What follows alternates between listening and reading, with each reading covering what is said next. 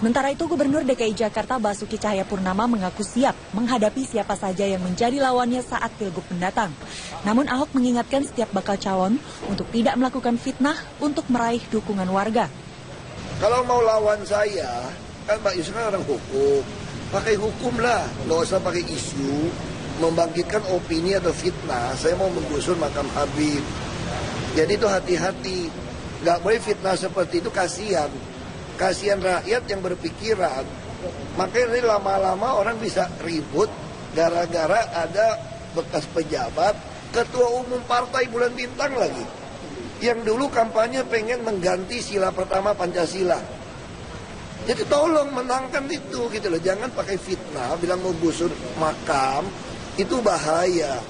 Dia Pak Yusuf itu sayang, profesor kayak begitu sayang gitu.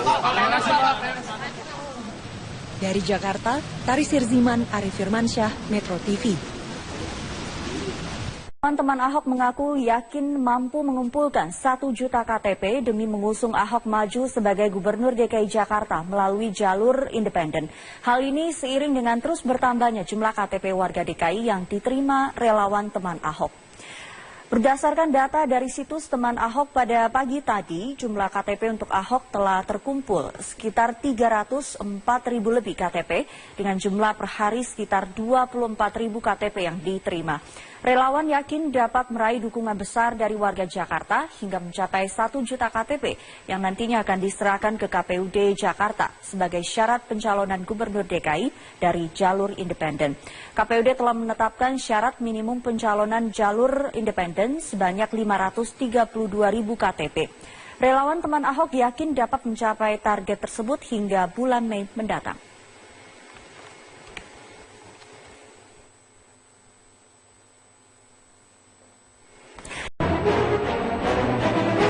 Relawan teman Ahok yakin mampu meraih 1 juta KTP untuk pencalonan Basuki Cahayapurnama sebagai Gubernur DKI Jakarta melalui jalur independen. Teman Ahok akan menambah jumlah gerai di mal untuk menggencarkan pengumpulan KTP. Inisiator teman Ahok, Singgih Widyastono, yakin 1 juta KTP untuk mendukung Ahok dapat tercapai pada bulan Juni mendatang. Hingga Minggu sore, teman Ahok sudah mengumpulkan lebih dari 300.000 KTP dukungan. Penggalangan dukungan KTP akan digencarkan dengan menambah gerai teman Ahok di mal, yang tadinya berjumlah 14 gerai menjadi 28 gerai. Singgih bahkan menantang politikus Partai Gerindra, Habibur Rahman, untuk membuktikan ucapannya yang akan lompat dari puncak Monas bila Ahok mendapatkan dukungan 1 juta KTP warga Jakarta. Terus kita yakin banget kita bakal dapat 1 juta KTP. Nah kan cuman masalahnya Habibur Rahman tidak percaya kalau teman Ahok itu punya physically 1 juta KTP yang utuh gitu. Tapi kita meyakinkan bahwa nanti pada saat penyerahan ke KPUD itu fisiknya nyata. Sementara memang ini kan menyangkut privasi dari keamanan masyarakat yang menyerahkan KTP ke kita kan. Jadi tapi nanti kalau saat penyerahan di KPUD kita akan menyiapkan semuanya. Kita yakin banget gitu. Ya sekarang saya putuskan ikut teman Ahok sekarang. Saya nggak mau anak muda ini kecewa gitu aja. Ahok itu kan nggak punya partai, Ahok itu nggak punya teman, sedangkan dia dilawan gitu. Dan kita relawan memang harus membantu gitu kan. Akhirnya kita mendirikan namanya spontan aja, teman Ahok namanya. Nggak ada yang ditutupi juga kan. Kalau kita ingin menutup-nutupi hubungan, ya kantornya nggak usah di sini dong. Nah di sana tentunya sudah ada teman Ahok dan saya dikenalkan pada saat itu.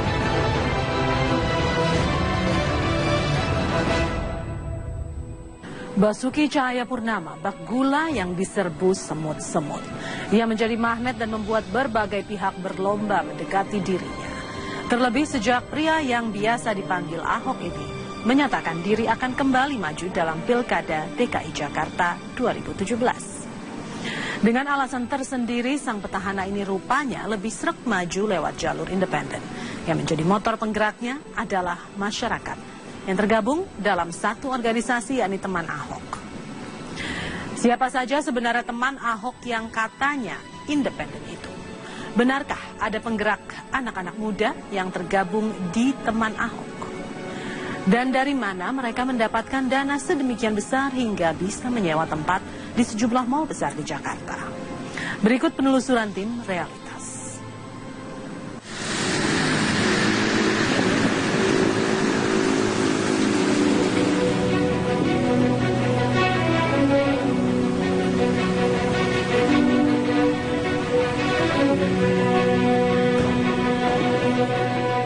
Basuki Cahayapurnama seakan tak pernah berhenti beraktivitas. Sebagai Gubernur DKI Jakarta, dari pagi hingga malam hari jadwal Ahok sangat padat. Seperti pada satu hari di pertengahan Maret 2016, di mana jadwal Ahok telah padat sejak pagi. Gubernur Jakarta kelahiran 29 Juni 1966 ini memang selalu ditunggu para wartawan di Balai Kota. Setiap pagi, Ahok menyempatkan menjawab pertanyaan wartawan seputar isu-isu terkini di ibu kota. Hitungannya lah. Kalau dipulangkan nanti mereka ngaku nggak ada uang gimana Pak? Oh gampang, kita ada dananya. Oh berarti Pemprov yang Oh gampang, kalau pulang kampung mah gampang. Ya. Ahok memang semakin sibuk. Apalagi sejak menyatakan diri kembali maju dalam pemilihan kepala daerah DKI Jakarta pada tahun 2017 mendatang. Ahok yang didukung Partai Gerindra sebagai wakil gubernur mendampingi Joko Widodo pada Pilkada DKI Jakarta tahun 2012, kini mantap maju melalui jalur independen. Ya sekarang saya putuskan ikut teman Ahok sekarang. Saya nggak mau anak muda ini kecewa gitu aja. Sekalipun ada kemungkinan PDIP marah, tahu-tahu anak-anak ini nggak bisa ngumpulin, terus kalau ada oknum KPUD nggak profesional, dia batalin dukungan semua nih, karena potensi batalinnya gampang banget loh. Setelah menyatakan maju sebagai calon jalur independen, Ahok banyak mendapat dukungan maupun kecaman dari sejumlah kalangan. Bahkan, sikap Ahok yang maju lewat jalur perseorangan ini kemudian mempopulerkan istilah deparpolisasi. Sebenarnya ada beberapa partai politik yang melirik Ahok untuk didukung pada Pilkada 2017. Salah satunya adalah Partai Nasdem. Partai ini telah bersedia mendukung Ahok tanpa syarat, bahkan jika Ahok maju melalui jalur independen sekalipun. Nasdem menyatakan akan menggerakkan konstituen, kader, hingga simpatisan partai untuk mendukung Ahok agar kembali memimpin DKI Jakarta 5 tahun mendatang. Kalau pertama yang saya temui beliau sebetulnya untuk menyampaikan, karena saya yakin kalau sama yang lain belum tentu bisa ketemu, bisa berdebatnya panjang. Jadi saya ketemu beliau, dia ngomong, ya sudahlah, kalau mau maju, mau diusung, mau didukung, Partai Nasdem dukung pokoknya.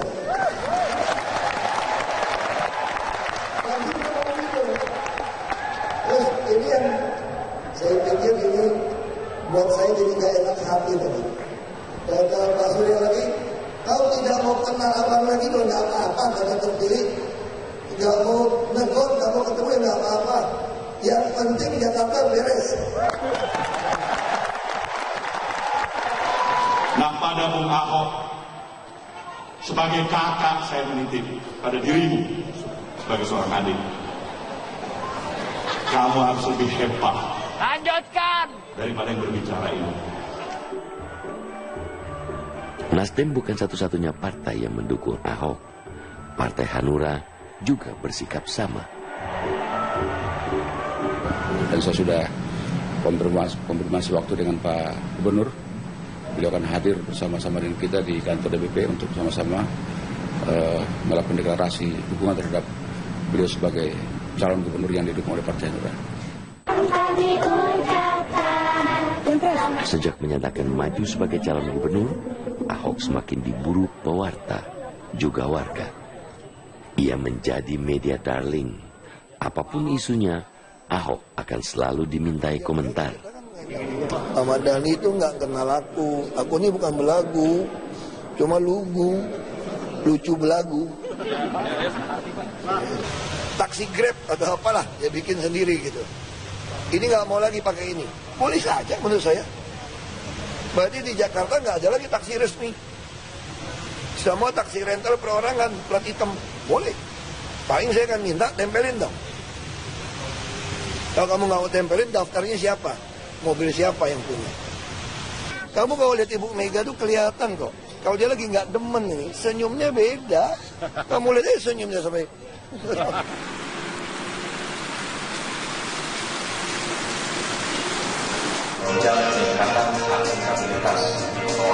Hari itu di pertengahan Maret 2016, Ahok menghadiri acara peresmian e-ticketing di Balai Kota Jakarta. Acara ini juga dihadiri jajaran pejabat Pemprov DKI Jakarta. Salah satunya adalah Heru Budi Hartono, Kepala Badan Pengelola Keuangan dan Aset Daerah DKI Jakarta. Heru memang kini menarik perhatian pewarta dan masyarakat karena Ahok memilihnya sebagai calon wakil gubernur pada Pilkada 2017 mendatang. Ya, pada saat itu kan sore beliau selaku gubernur tentunya menelpon saya dan memanggil untuk datang ke kediamannya. Nah, di sana tentunya sudah ada teman Ahok dan saya dikenalkan pada saat itu, dan sebelumnya memang belum ada komunikasi sama sekali. Lantas ditanya macam-macam lah, termasuk kesiapan. Ya saya bilang kalau itu perintah Pak Gubernur dan Pak Gubernur tidak ada pilihan lain dan itu merupakan permintaan beliau, yang mau nggak mau ya harus dipenuhi dan memang harus ada risiko-risiko yang diambil. Ahok dan Heru sepertinya memang telah mantap maju dalam Pilkada 2017. Namun, mereka tak akan bisa maju tanpa peran para anak muda yang bergerak mencari dukungan warga Jakarta. Anak-anak muda ini bukan sekedar berorganisasi, namun dari tangan mereka lah warga Jakarta bisa ikut memberikan dukungan pada Ahok lewat tempat bernama Teman Ahok. Sejak dibentuk pada tahun 2014, relawan dari Teman Ahok ini menjadi posko bagi warga yang ingin memberikan dukungan pada Ahok. Parpol baik-baik aja dari dulu kok. Ini kan cuma saya katakan, Teman Ahok ini khawatir saya nggak dicalonin partai. Makanya mereka karena masih maju lebih dulu. Dan Teman Ahok pengen ngajak saya keluar dari parpol. Dan saya udah penuhin. Ya sudah, nasib saya sekarang ada di tangan Teman Ahok. Sebelumnya, Teman Ahok telah berhasil mengumpulkan lebih dari 700.000 KTP warga DKI Jakarta. Itu artinya cukup sebagai syarat maju menjadi calon independen. Namun Teman Ahok kali ini kembali bergerilya dan mulai kampanye dari awal. Sebab kini mereka secara resmi menyertakan nama Heru Budi Hartono sebagai calon wakil gubernur Basuki Cahayapurnama. Mereka butuh sebanyak 500.000 fotokopi KTP warga DKI Jakarta agar pasangan Ahok Heru lolos sebagai pasangan lewat jalur independen.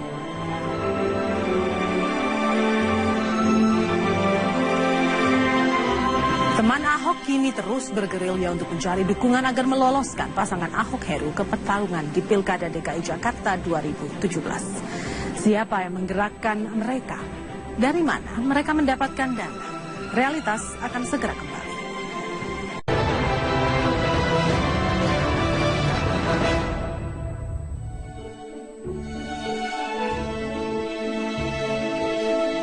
Inilah markas Teman Ahok yang berlokasi di kawasan Pejaten, Jakarta Selatan. Teman Ahok menjadi naungan para relawan Ahok untuk menggalang dukungan agar Ahok bisa maju ke Pilkada DKI 2017 lewat jalur independen. Lantai 1 gedung ini menjadi pusat komando pengumpulan dokumen dukungan bagi sang tuan rumah Jakarta.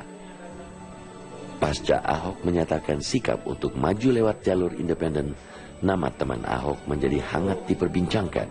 Tak sedikit pula yang mempertanyakan jati diri pasukan relawan ini.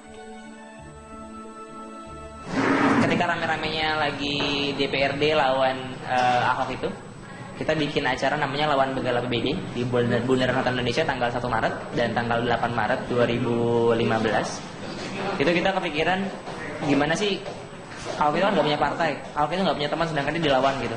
Dan kita relawan memang harus membantu gitu kan. Akhirnya kita mendirikan namanya spontan aja, Teman Ahok namanya. Enggak, aku nggak pernah bayar Cyrus dari dulu. Jadi nggak pakai konsultan politik selama. Makanya orang tanya sama saya, siapa yang ngajarin kamu ngomong? Aku sendiri. Makanya ngomongnya ngaco melulu kan, kalian demen kan?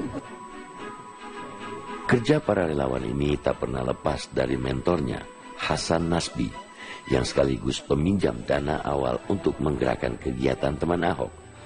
Tak sulit bertemu dengan sang mentor, sebab Faktanya, sang mentor berkantor di sebelah markas teman Ahok. Nggak ada yang ditutup-tutupi juga kan. Kalau kita ingin menutup-nutupi hubungan, ya kantornya nggak usah di sini dong. Kantornya kita bikin di mana gitu kantornya. Enggak. Memang dari awal nggak ditutup-tutupi. Tapi buat kita harus fair. Siapa yang bekerja, ya itu yang harus disebut dong. Dan dalam konteks ini kan yang bekerja teman Ahok. Kita sudah perjanjian dengan anak-anak itu bahwa ya sejarah ini milik mereka. Yang menuliskan sejarah ini mereka. Kita coaching iya, kita mentor iya, kita support mereka iya. Tapi karena sejarah Jakarta Baru udah milik kita gitu. Kita dari awal itu kita di set up dengan dana 500 juta dari senioritas Jakarta Baru sebagai dana pinjaman. Karena kita harus men-set up segalanya. Kita dipinjamkan rumah di sini semuanya. Kita harus mandiri yang pertama. Diajarkan bagaimana secara mandiri teman-teman bangun. Teman-teman punya dikasih uang segini ya teman-teman harus bangun. Nah akhirnya kita nyetak merchandise sendiri mbak. Kita ngutang semuanya. Akhirnya sekarang terkumpul semua dananya kembali. Dan kita kembalikan. Dan yang 500 juta untuk setup dari awal itu kita kembalikan semua. Belakangan status aset berupa rumah yang ditempati relawan teman Ahok di Geraha Pejaten dipertanyakan. Pasalnya, lahan ini ternyata milik pemerintah Provinsi DKI Jakarta. Izin teman Ahok, kita kan minjemin. Kalau lahan dipermasalahkan, sekarang mereka pusing sendiri dengan lahan partai-partai kan. Orang sewa kok, sementara mereka pinjam pakai itu bisa diusir kapan aja loh sama Pemda. Beda sama orang yang sewa loh. Saya kasih pinjam pakai sama mereka, tapi saya sewa ke pengelola kan gitu. Nah itu sudah lunas sampai 2017 ya. Gitu. Bukan dia nyari sendiri. Lahan juga sebenarnya nggak ada yang salah. PT nyewa dari DKI tahun 2012. Sebelumnya Saranajaya. Lalu Sirus udah nyewa waktu masih zaman Saranajaya. PT 2011. Sekarang Sirus pinjamin buat anak-anak ini, si Hasan. Kesalahan di mana? Dalam peraturan partai politik aja boleh nyewa pakai lahannya Pemda kok. Dalam laporan keuangan di website teman Ahok per Juni 2015 tercatat ada penerimaan sejumlah 500 juta rupiah. Namun nama Hasan Nasbi tak dicantumkan, hanya ditulis sebagai penerimaan pihak ketiga. Semua ini asalnya dari teman-teman di Jakarta Baru, senior kita, dari Bang Hasan Nasbi yang koordinasi, tapi setahu saya memang tidak dari beliau aja, tapi juga dari teman-teman beliau yang dikoordinir. Yang 500 di awal itu? Iya, 500 juta, dan 500 juta itu juga kita, kalau kita mau nggak transparan, ya ngapain kita publikasikan kan ke website. Penjualan merchandise kita itu, kalau dari omset itu kita udah, dari bulan kemarin ya, catatan bulan kemarin itu kita sudah menjual hampir 30.000 kaos. Jadi kurang lebih sebenarnya untungnya udah bukan untungnya, pendapatan kita udah 3M ya. Tapi ini udah lebih lagi karena memang dalam 2 pekan terakhir banyak banget yang meminta merchandise teman Ahok. Dalam laporan keuangan, biaya sewa booth relawan mencapai angka yang fantastis, yakni mencapai ratusan juta rupiah. Boleh jadi angka sewa ini muncul karena tak sedikit booth dibangun di pusat perbelanjaan mewah di ibu kota. Kalau kami mendapatkan uang transport dan hasilnya itu dari penjualan, jadi kurang lebih sekitar 2 sampai 2,5 juta lah, seperti itu. Mungkin dari uang penjualan merchandise. Kalau misalnya nanti penjualan merchandise-nya agak banyak, nanti kita dapat uang dari situ, uang ongkos aja. Fenomena teman Ahok ini memang unik. Ini juga diamati Kodari, pengamat politik dari Indobarometer. Memang yang menarik ketika bicara Ahok, ada kesan bahwa calon independen itu lebih terorganisir. Makanya kemudian muncul organisasi namanya Teman Ahok ya. Dan sifatnya lebih bottom up. Artinya ada proses yang terjadi di kalangan relawan, simpatisan dari Ahok yang kemudian mengorganisir dalam sebuah wadah yang namanya Teman Ahok. Meski demikian, fenomena Teman Ahok ini memang berbeda. Ini terlihat dari banyaknya masyarakat pendukung yang kini justru sukarela membeli merchandise calon. Padahal pada beberapa tahun lalu, partai politiklah yang membagikan merchandise calon. Ada pola yang berbeda antara calon independennya Ahok dengan calon independen di daerah lain atau sebelumnya. Ya, Faisal Basri dulu misalnya tidak terlalu kedengaran ada satu katakanlah komunitas yang hebohnya seperti sekarang begitu ya. Fenomena teman Ahok memang menjadi keunikan tersendiri. Mereka berbeda, bergerak tanpa imbalan apa-apa dari sang petahana. Namun langkah teman Ahok bukan tanpa tantangan. Apa yang akan dilakukan para parpol dalam menghadapi fenomena teman Ahok ini? Realitas akan segera kembali.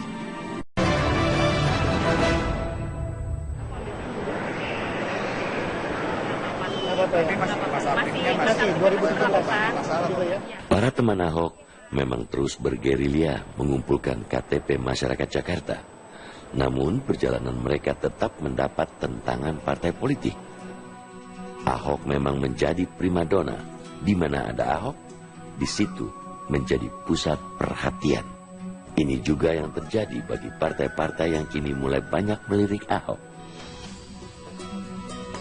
Partai PDIP yang menjadi pengusung wakil gubernur Ahok saat ini, Jarod Saiful Hidayat, sepertinya juga masih ragu-ragu mendukung Ahok atau akan mengusung calon lain di Pilkada 2017. Setiap kali kalau saya mau marah, yang jantan dong begitu. Lah saya sendiri terus bingung. Jadi kan Pak Ahok ya gitu dong, yang jantan dong. Ya entar jawabannya gimana, karena saya bilang saya bingung. Lah karena saya kan bukan jantan. Ya hubungan saya dengan Ibu Megawati melampaui partai politik. Nggak ada urusan dengan partai politik. Ahok memang tidak butuh siapa saja partai politik yang mendukungnya, karena ia telah memilih jalur independen untuk maju di Pilkada 2017. Dan lewat teman Ahok, dukungan dari masyarakat sebagai syarat lolos jalur independen sedang gencar dikumpulkan. Teman Ahok. Ya, teman Ahok. Karena ada musuh Ahok, ada sahabat Ahok, macam-macam. Kalau saya ketemu mereka sangat yakin Mei akan tercapai. Pendaftaran kan Juli akhir. Ya, mereka sangat yakin Mei akan tercapai. Kami pasti akan tetap maju dengan independen dengan teman Ahok. Kenapa kita nggak mungkin ninggalin Ahok? Karena persoalan kayak gitu. Dia yang selalu menjaga. Jadi dia punya jadwal rutin manggil kita, sekedar ngopi-ngopi, sekedar makan siang. Terus kalau anak-anak bikin acara, bikin acara anak-anak, misalnya Jokowi diundang, Ahok diundang, yang datang cuma Ahok. Pencalonan Ahok sebagai calon gubernur pada Pilkada 2017 mendatang memang unik. Meski dikritik tentang gaya kepemimpinannya, Ahok tetap bersikap dengan caranya sendiri. Bagi saya strategi saya sederhana, kalau mau bilang ada strategi ya. Bukan strategi, ini prinsip dasar mau jadi pejabat. Satu, jangan terima suap. Supaya kamu nggak membengkokkan keadilan. Yang dua, jangan berpihak. Sehingga kamu akan lempeng aja ngurusin sesuai aturan. Yang ketiga, jangan takut kehilangan nyawa atau jabatan dalam melaksanakan tugas. Karena semua ditentukan dari Tuhan. Nah, kalau Bapak saya yang keempat, mesti percayalah satu hal. Bahkan Nebukadnezar, kaisar raja zaman Babylon dulu, dia udah bisa ngomong, kekuasaan itu punya Tuhan. Tuhan yang kasih, Tuhan yang ambil. Ini prinsip amanah. Ya kan, selama kita lakukan ini, kita jujur, berkata nama perbuatan sama, kita sidik, kita gitu ya.